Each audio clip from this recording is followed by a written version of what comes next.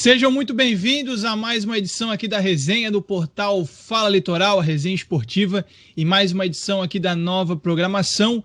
Eu, Antônio Marcel e Luiz Henrique Lima Gomes, trazendo todas as informações do esporte catarinense, do esporte gaúcho e do esporte nacional também.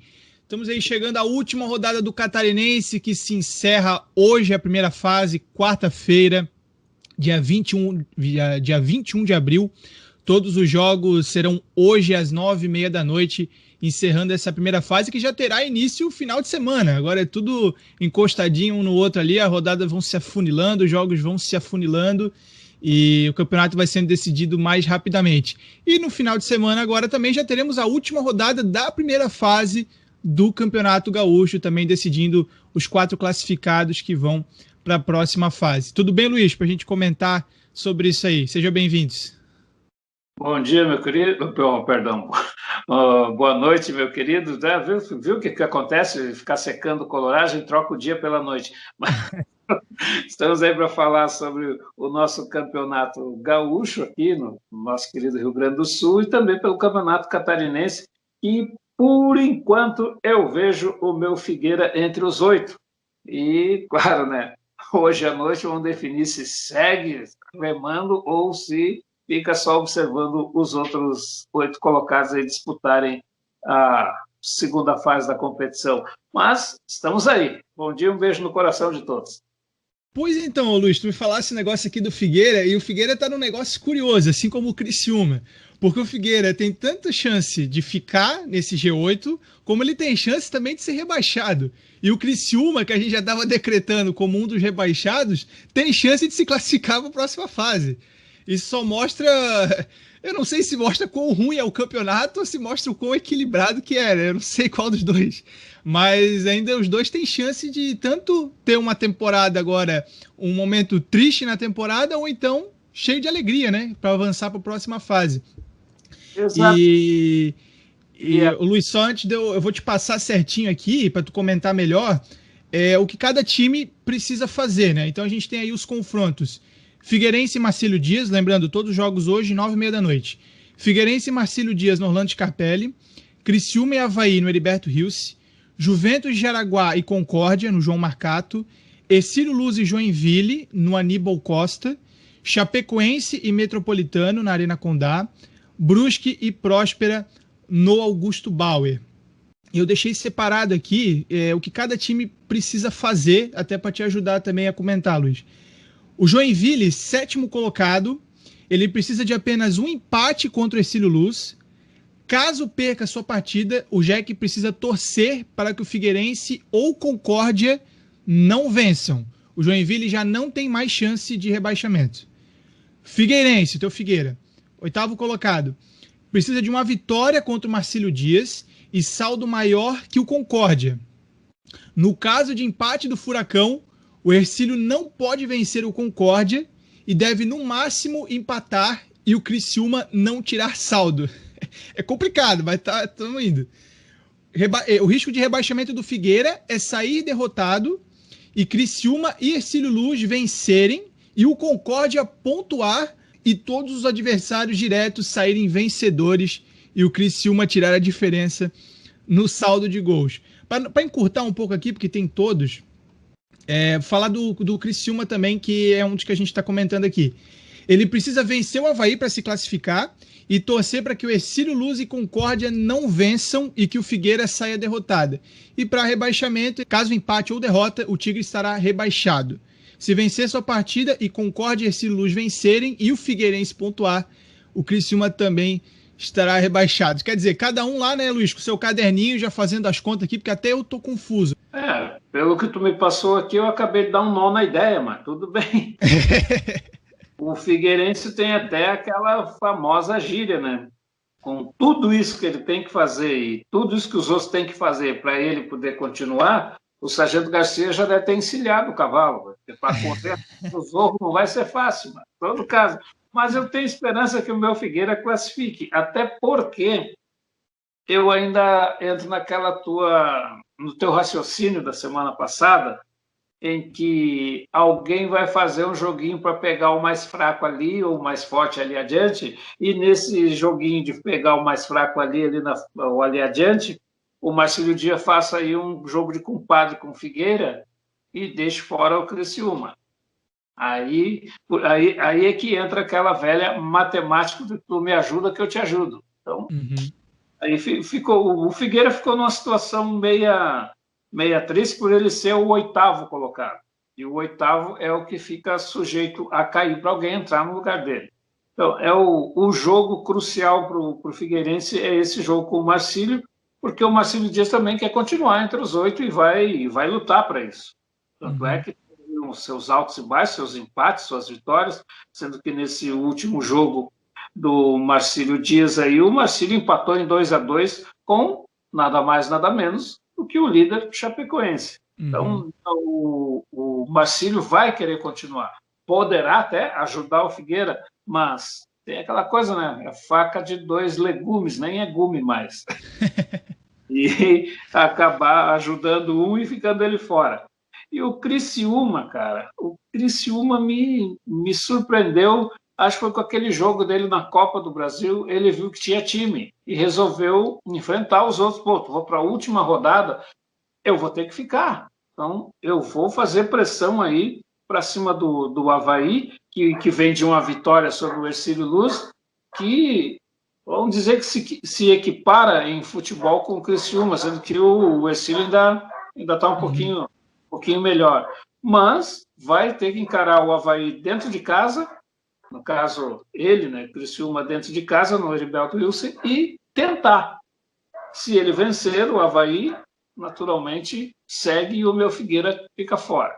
Mas é jogo difícil, é um verdadeiro jogo de decisão de campeonato, porque ali tá decidindo se eu continuo ou se eu saio. O time do Juventus, eu tinha dito a colocação que o Juventus está em 4º lugar. 4º lugar. O Juventus joga com o Concórdia, que está lá embaixo na 9ª colocação, mas tem 10 pontos ali, pode querer complicar um pouquinho, mas eu ainda aposto minhas fichas no Juventus, que segue na competição, até porque é fator local, né? Como a gente, ultimamente, o fator local não tem lá suas vantagens, porque não estamos tendo torcida, mas entra naquilo que eu te falei. Eu sei os atalhos do meu estádio, eu sei os atalhos do meu campo. Então, ali eu posso dominar o meu adversário. O Hercílio Luz, cara, o Hercílio Luz vai pegar o Joinville, e eu já te digo que o Joinville fica entre os 8, porque eu acho que o Joinville, mesmo jogando fora de casa, vai, como a gente diz, vai fumar o cachimbo lá no Aníbal Costa, vai permanecer entre os 8. A Chape é ao concurso. Tudo bem que nesse último jogo ela empatou, nessa última rodada ela empatou com o Marcílio Dias, não menosprezando o Marcílio, e nem menosprezando o Metropolitano, mas o Metropolitano não faz frente à Chape. A Chape ganha e o Metropolitano vai ficar lá embaixo na 12ª colocação. E o jogo, esse jogo aqui, que eu fico, cada vez que eu olho o Próspera, eu digo assim, nossa, sempre queria ser um taco de pancada e os bichinhos. Nós falamos do Juventus também, tá os dois ali. Tá os dois ali, quase que tranquilo, classificados. Então, eu digo, que rodada bonita vai ser essa. A gente pode até dizer que teve jogo ruim no Campeonato Catarinense. Quem sabe os bons estão agora na última rodada. Os caras têm que brigar, um para não cair, outros para permanecer. Essa rodada, olha, Antônio, eu te digo que é a rodada mais bonita da competição. Olha, Luiz, eu tenho que concordar contigo também, porque geralmente quando a gente chega na última rodada é sempre a mais legal, né? Porque vai definindo tudo. Define o primeiro, define o segundo, define quem vai, quem fica. Geralmente é sempre a melhor rodada. E para colocar uma pimenta aí em cima dessa situação do Figueirense, é que tem especulação aí, não sei se já foi confirmado, até tinha visto a coletiva do Claudinei Oliveira, que é o técnico do Avaí. Ele falou isso, mas a gente só vai saber na hora da escalação é que a gente vai ficar sabendo. Ele disse que ia colocar um time sub-23, porque está poupando a equipe durante essa sequência aí de jogos que o Avaí teve. E a curiosidade é que esse jogo do Criciúma e do Avaí, se o Avaí for derrotado, tem a chance do Figueirense ficar fora. Quer dizer, é a chance de tirar o rival da parada, né? Então já começa aquela especulação assim, ó, o Avaí tá querendo entregar a paçoca. O Avaí tá querendo tirar o Figueirense da parada. E assim, por mais que o Avaí diga que não, essa é a impressão que passa, né? Pô, vai colocar o Sub-23 agora, vai colocar a basezinha ali pra jogar, tudo bem, tem que estar poupando o time, beleza, mas porra, no jogo que pode rebaixar o adversário direto da capital, o adversário da cidade, é meio suspeito, no mínimo, né? O que acontece aqui no Rio Grande do Sul, às vezes o Grêmio entrega jogo para não deixar o Internacional seguir. Nada, a gente não pode duvidar disso aí, mas você coloque mesmo o Sub-23 aí para dizer, vocês acham que vão continuar? Nós vamos tirar você. Não, e assim, ainda tem outra que o Marcílio também pode ser o cara dessa parada também, porque o Marcílio, Luiz, eu já não acho que vai fazer um jogo de compadre, como tu falou, porque o Marcílio tá brigando por uma posição ali na tabela que ele precisa ir pra cima, porque se ele for pra baixo, pode ser pior pra ele. Porque se ele ficar em quinto ou quarto, na teoria, ele vai ter um confronto melhor com o Juventus, que é um confronto mais equilibrado, apesar de ainda ver o Juventus favorito. Se ele ficar em sexto ou sétimo, ele pode pegar ou o Brusque ou o Avaí na próxima fase. E aí, te garanto que o Teco lá, o treinador, ele não deve estar querendo pegar os dois não, porque aí é complicado. Fica mais complicado ainda.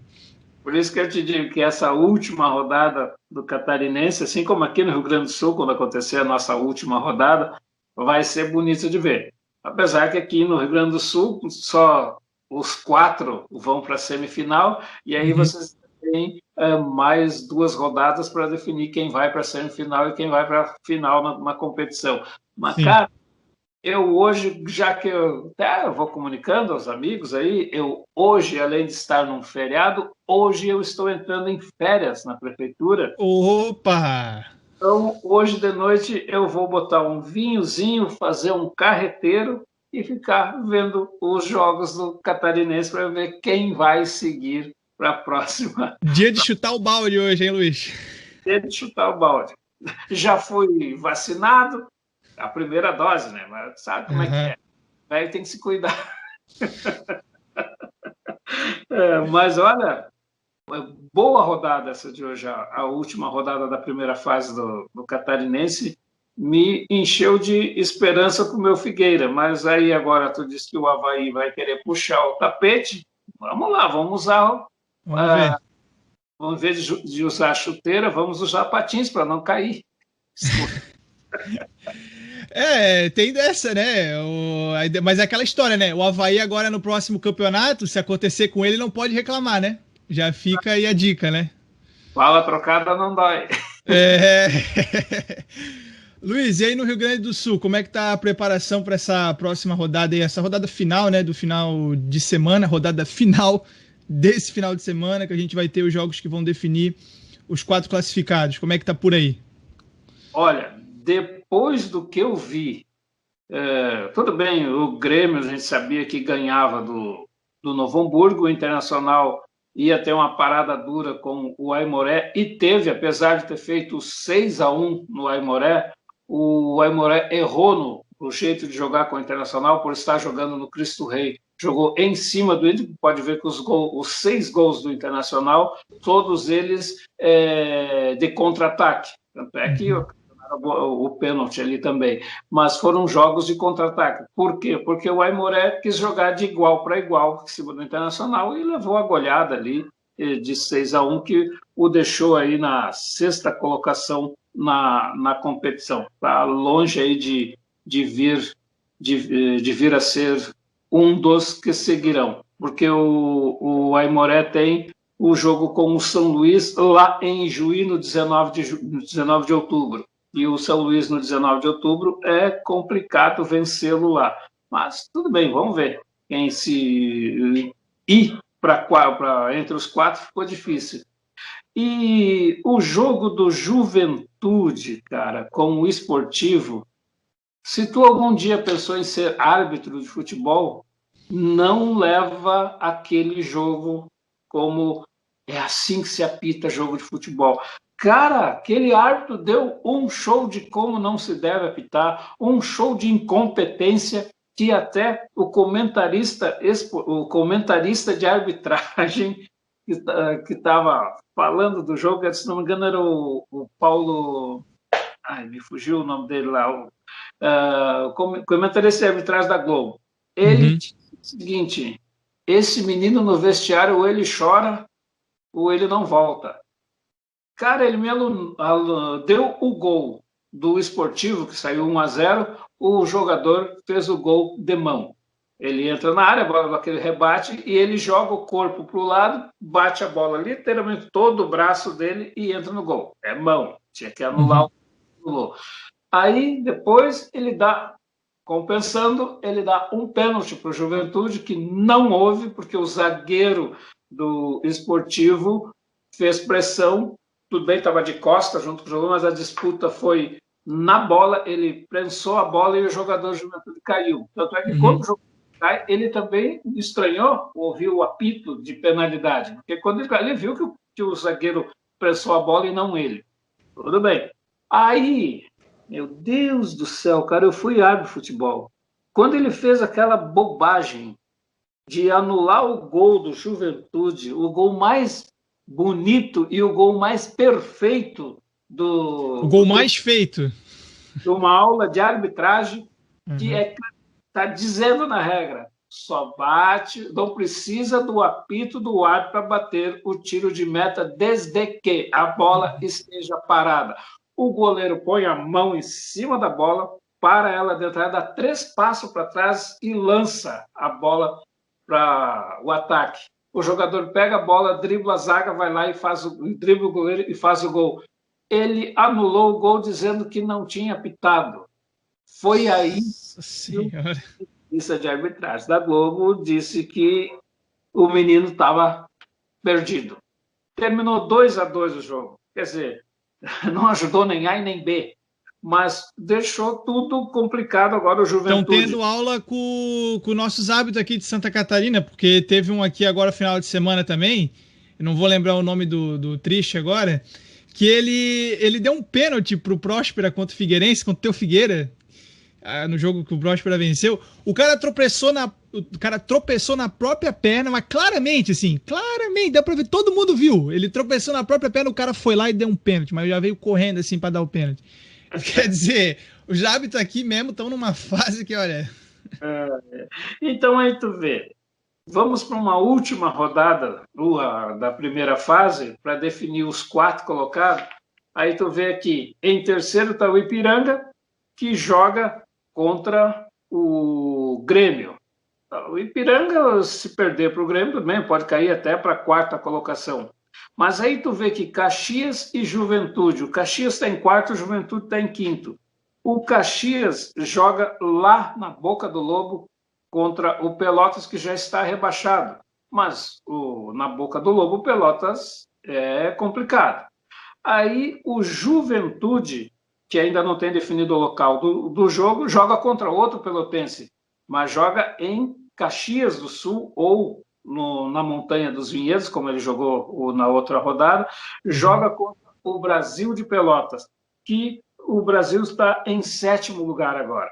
Mas aí tu fica olhando aqui, Paulo, o árbitro complicou um jogo fácil e complicou a vida do Juventude, que agora vai ter que tentar jogar em casa ou na Montanha dos Vinhedos contra o Brasil de Pelotas e ter que vencer e torcer para que o Caxias perca para o Pelotas, para ele, Juventude, seguir como o 4º colocado. Então, para te ter uma ideia, vamos falar aí quais são os jogos da rodada. Tu vai aqui, ó, no Colosso da Lagoa, lá em Erechim, o Ipiranga recebe o Grêmio.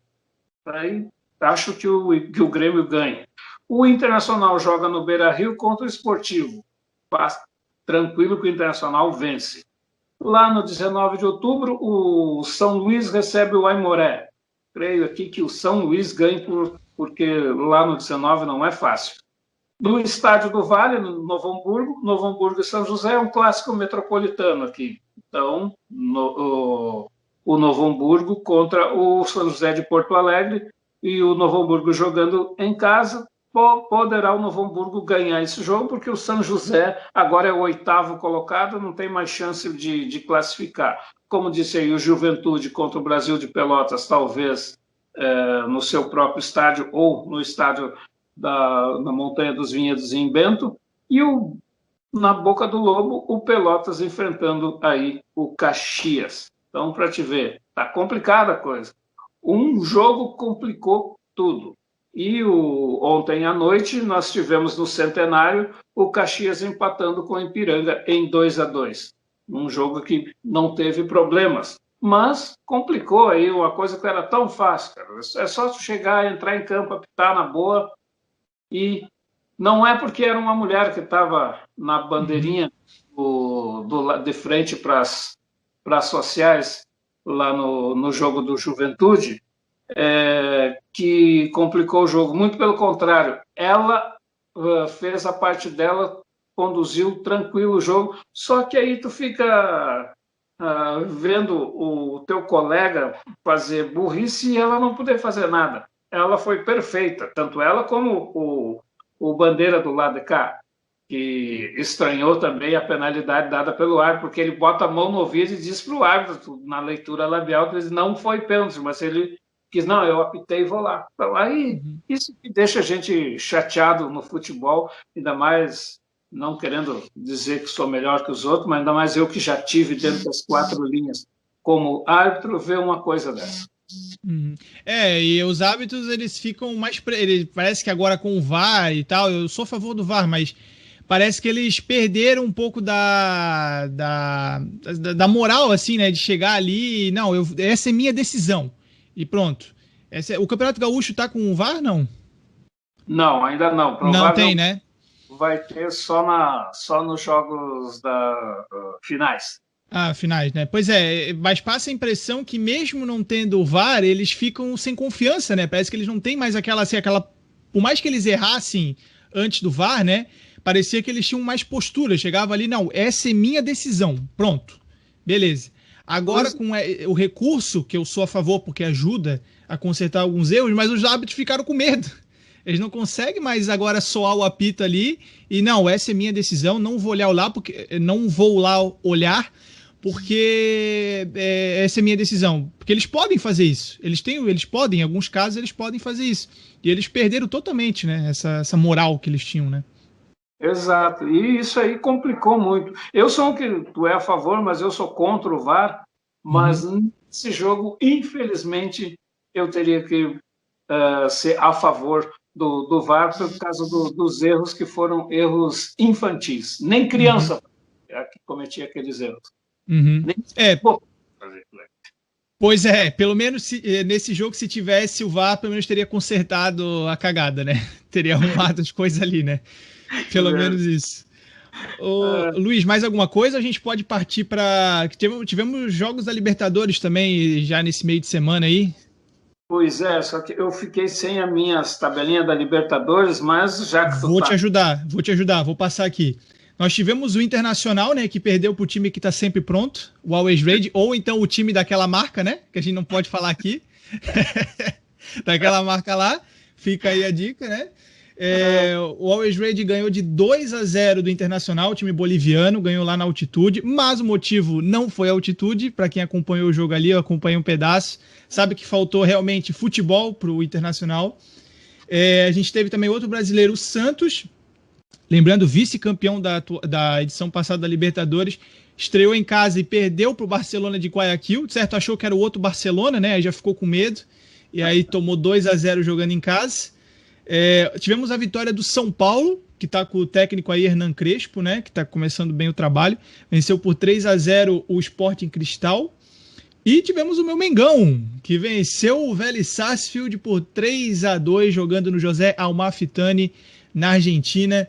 E venceu num jogaço, porque estava perdendo, aí errando um monte, aí foi buscar o empate e virou com um golaço do Arrascaeta, 3-2. E hoje teremos mais jogos de brasileiros. O La Guaira recebe o Atlético Mineiro no Olímpio Caracas. Acredito que esse time seja da Venezuela, né? Temos também Fluminense e River Plate no Maracanã. Já pedreira aí pro Fluminense, que está de volta à Libertadores.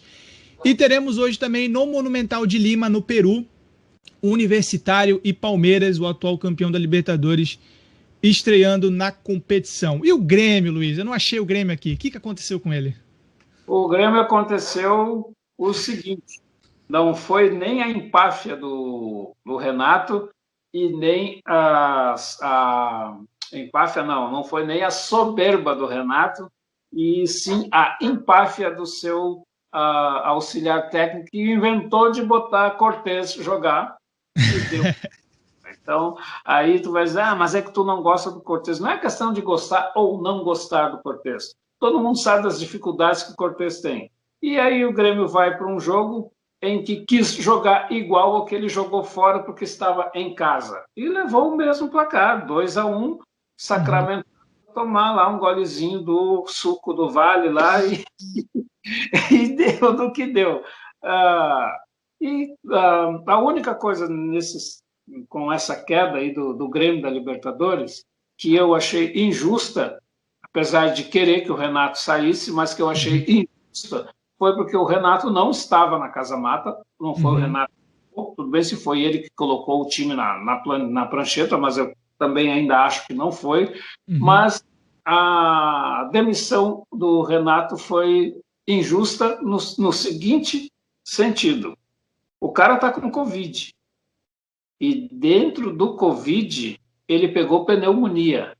Aí os caras vão lá no hotel e demitem o cara porque o vice-presidente achou que viu nas estrelas que o Grêmio tinha que tirar o Renato porque o Renato não estava dando certo.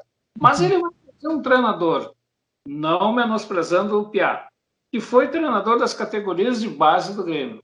Foi treinar o Corinthians, foi tudo bem, foi para o Paraná e conseguiu fazer o time ser campeão, mas só que tem o seguinte, o Renato, por enquanto, tinha o time na mão. Tá? É verdade. Trouxe jogadores para montar o time, mesmo que tenha ficado fora da Libertadores, mas tem a chance de entrar na Libertadores de novo, disputando uma outra competição que visa a Libertadores. Ou vai para o Brasileirão. Quem sabe ali ajeitava o time. Mas foi o presidente do Grêmio tem essa coisa de que para ele não quer discutir com ninguém, então o Romildo pegou e disse, vou acatar o que vocês disseram, vou demitir o Renato, porque é o seguinte, vamos falar em política agora um pouquinho, o Romildo Bolzan, tudo bem, não vai ter o voto dos colorados, mas alguns colorados vão votar nele, o Romildo Bolzan está querendo, através do seu partido, ser candidato ao governo do estado do Rio Grande do Sul, porque qualquer um vai ganhar desse Eduardo Leite, que não vai ser candidato à reeleição, e é candidato a vice ou a presidente da República. Até agora não sei onde o senhor bateu a cabeça que porque não vai ser, vai ganhar qualquer, até o Lula ganha dele. Aí então a gente fica naquela questão, eu não vou me incomodar com a minha diretoria, porque lá na frente vou almejar outra coisa. E fez o que fez. Agora vamos ver. É uma incógnita. O técnico que está vindo aí é um técnico que não vamos menosprezar o trabalho dele. Ele só não deu certo no Corinthians, porque o Corinthians treinar o Corinthians é que nem treinar o Flamengo. O pessoal já está dizendo que os jogadores do Flamengo estão fazendo arapuca para o Ceni cair. O Renato já está no Rio. O cara já chega com risco de demissão, né? Te ver, o Renato tem isso. O Renato, se ele treinar o Fluminense ou o Flamengo, ele está na boa. Campeão aí. Então, aquele negócio, o Renato chegou no Rio. Agora, vamos derrubar o Ceni. Só que aí tem aquele negócio. Tu sabe que time que tem muita estrela, o treinador já está aí, ó. O treinador já está caindo. Então, o Renato poderá chegar aí já quase que entrando por uma porta e saindo por outra, porque as vedetes não vão deixar ele crescer. Pois é, o que eu andei lendo do Renato, mas isso a gente não pode confiar muito, né? Informação de jogador e de treinador a gente não pode dar muita moral em cima, porque a gente sabe que muda muito rápido, né? Só que o que saiu de informação que eu vi foi de que o Renato quer parar por 1 ano. Ele vai cuidar da saúde e vai ficar afastado por 1 ano. Foi o que eu fiquei sabendo. Mas, né, dependendo do que aparecer para ele, é capaz dele voltar daqui na semana que vem. Então, por isso que não dá para confiar muito. Mas a informação que a gente tem de momento é de que ele não vai trabalhar esse ano como treinador, né? E a própria filha dele e a esposa dele já disseram que é para ele dar uma...